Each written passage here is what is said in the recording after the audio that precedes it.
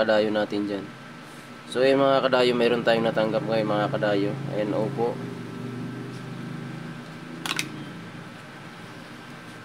Ang problema ito mga kadayo, ito ay recon siya, recon. So nabili daw nito mga kadayo sa online mga kadayo. Ngayon mga kadayo ay hindi siya nag-open. O tingnan natin yung baterya. Ayan mga kadayo, medyo siya lumubo siya ng kaunti yung kanyang baterya. Ito mga kadayo, binili daw sa online. Kaya lang pagdating hindi daw siya nag-open mga kadayo. So tinitry ko siyang i-charge mga kadayo. Hindi talaga siya nag-open. Ayan. Ayan, charger natin dyan. Sige.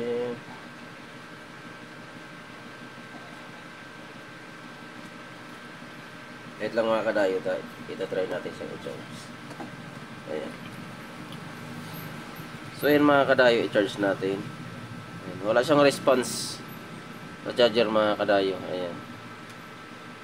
Wala siyang response. Ngayon mga kadayo, ito yung ating ipipix. Kung ano ba naging problema nito, bakit hindi siya nag-open, ano? Kasi dumating sa kanya, hindi talaga nag-open, no? Check natin, baka sa biyahe na untog or naantag or natanggal yung baterya mga kadayo. So, ayan. So, sana yung mga bumibili sa online, lagi natin i-check. Huwag natin munang i-order receive. Hayaan muna natin siyang mag 3 days. Ayan. Automatic naman yan mag-order receive pag 3 days na. Kasi 3 days lang naman yung ano na pinaka-warranty niya. Kaya pag hindi mo na siya maklik sa online, automatic order receive na siya, no? So, ayan. So, i-check natin siya. Ito model pa rin tayo, Oppo A33. Ayan. So, pinaka-old model siya.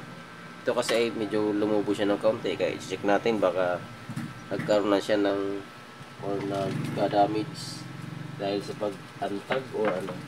Check natin siya mga kadayo.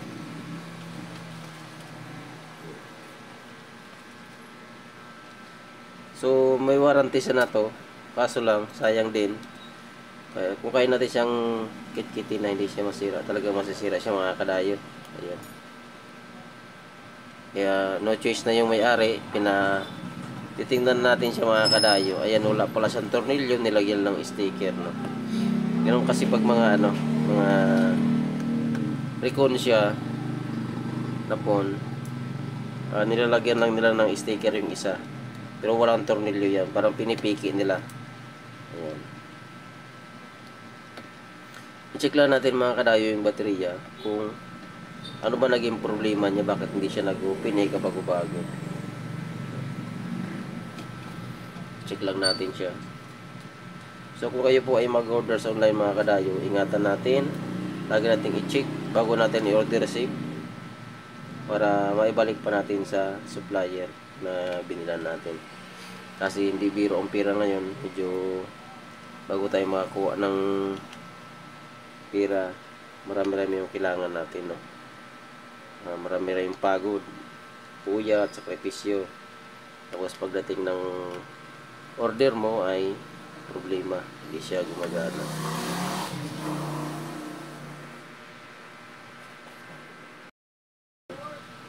Siya mga kadayo, kung napansin natin ay itong cellphone ay ni-repair na siya, no. Ayan, pinalitan na yung chargeran at saka yung baterya niya pinalitan na rin. Ayan. So ngayon, nakakabit naman yung battery mga kadayo. Ayun, oh. Kung napansin nyo, nakakabit naman siya. So try lang natin siyang itanggal. Ayan, tapos ibalik natin, no? Tapos check na rin ang connector. Ayan, tapos ibalik din natin. Pati ito. Tanggal balik natin yan, no? Mga kadayo. So ngayon, itatry natin siya mga kadayo i-charge.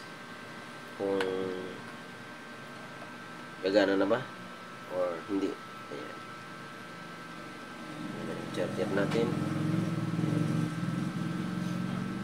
Ito yata yan. Ayan. So ayan.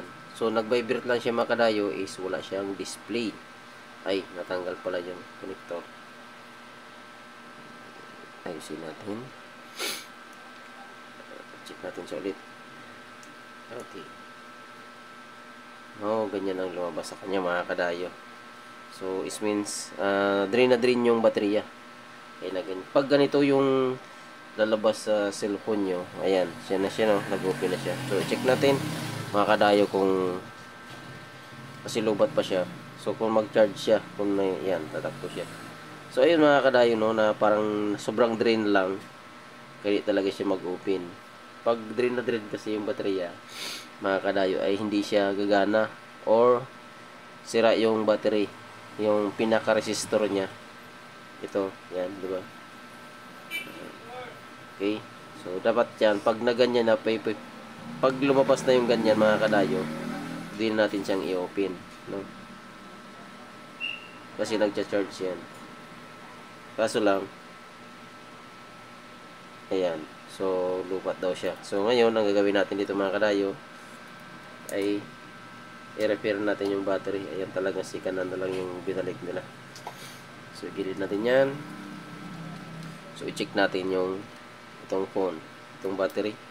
Kasi meron ditong i-jump sabi daw nila ay fuse, pero hindi po yan fuse, i-correct lang. Itatama lang natin yung pagkakaintindi ng iba, hindi po yan fuse, yan po ay resistor. Kumbaga, pag nag-overcharge yung phone, yan po ay mabilis yan po ay nasasira lagi. Kasi pag wala yan, or hindi nilagyan ng ganun yung baterya, hindi siya gagana. Kasi mahalaga din yun dyan. Ayan. Kadayo, inaangat natin yung ito. Ayan. Ayan. Ano kaya yan? Ito. Okay. Check natin. Ayan.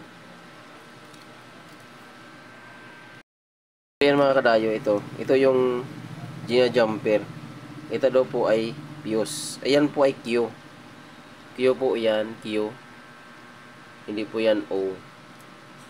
Ang fuse po ay indicate dito ay F. So pag F po, yan po ay fuse. So ngayon, iti-tester natin, ipakita natin sa inyo kung ano naman tawag dyan. Walang natin yung sinasabi ng iba na ito daw ay fuse. So ayan. So sana po panoorin itong video ito, no, para meron kayo matutunan. Ito po ay, ayan po, naka times 10. Ang fuse po, big 7 kang fuse. Pag nag short circuit ang isang power supply ay mapuputol, ano. Ayan, kung napansin natin, yan po ay good. No po, pala yung ating tester. Ayan. Ngayon, kung putol po yan, kung fuse po yan, pag ginanyan mo, dapat hindi siya papalo. Kasi same lang sila, di ba? Yan. Fuse yan. Itry natin, adjust natin sa 0 yung ating tester. Para makikita nyo. Kasi yan po ay 0, 0. Ayan. Ayan po, baliktarin po natin. Ayan. Di ba? Hindi po yan fuse. Yan po ay resistor. Kasi maraming na fuse daw yan. Hindi po yan fuse. Yan po ay maling tawag diyan sa piyesang ito. Yan po ay resistor. Q po yan, Q. Q po yan. So ngayon, ang ginagawa lang po dyan, tinatanggal to.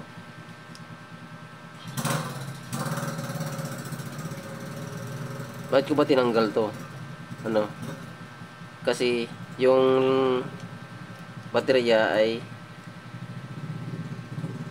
namamatay siya pag ino-open. Ayan. So i-jump lang natin dyan, parang pa ganyan.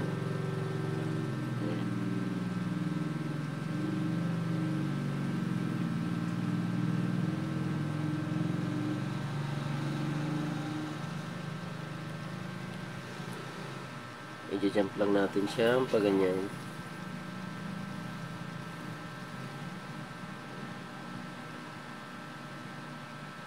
Okay.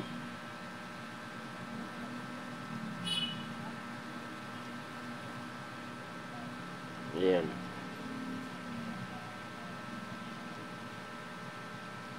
Ayan na po siya.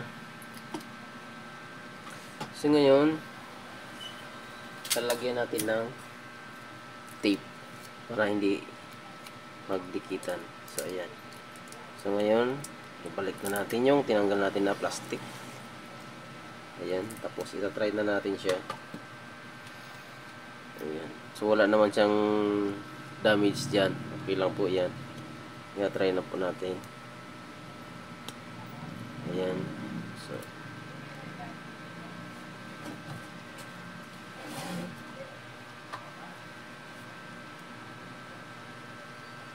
try natin po itong i-charge. Ayan, ayan na siya mga kadayo. Ayan na. Ayan. So nag-open na yung unit mga kadayo, ano. Ayan, napansin nyo. So ganun lang po ang ating gawin mga kadayo, ano. So maraming salamat. So hanggang dito na lang ating video.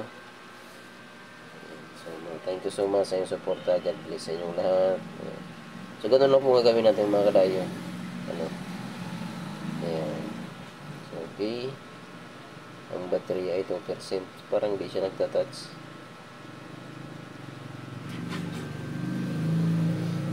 Natin. Ayun. Okay. So, thank you so much mga kadayo. Hanggang dito lang ating video. Bye-bye.